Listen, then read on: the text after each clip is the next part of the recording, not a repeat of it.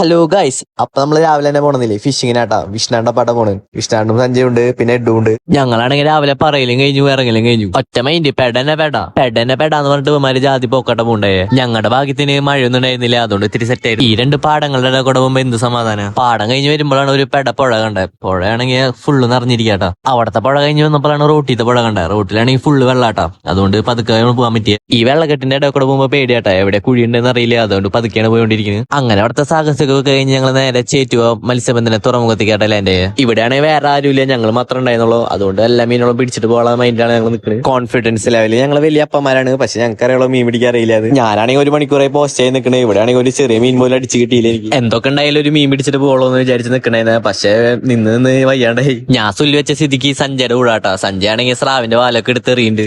എന്തൊക്കെ എടുത്തെറിഞ്ഞു എന്ന് പറഞ്ഞിട്ടും കാര്യമില്ല. ഞങ്ങൾക്ക് മീൻ പിടിക്കാൻ അറിയാത്ത കാരണം ഭയങ്കര ഷോക്കായിരുന്നു. അങ്ങനെ ഞങ്ങൾക്ക് ഒരു മീനും കിട്ടിയില്ല, ഒരു തേങ്ങയും കിട്ടിയില്ല. വെറുതെ സമയം പോയി. അപ്പോ ഇന്നത്തെ വീഡിയോ തുറሎም. അപ്പൊ അടുത്ത വീഡിയോ ആയിട്ട് അടുത്ത വശം കാണാം. Okay, by.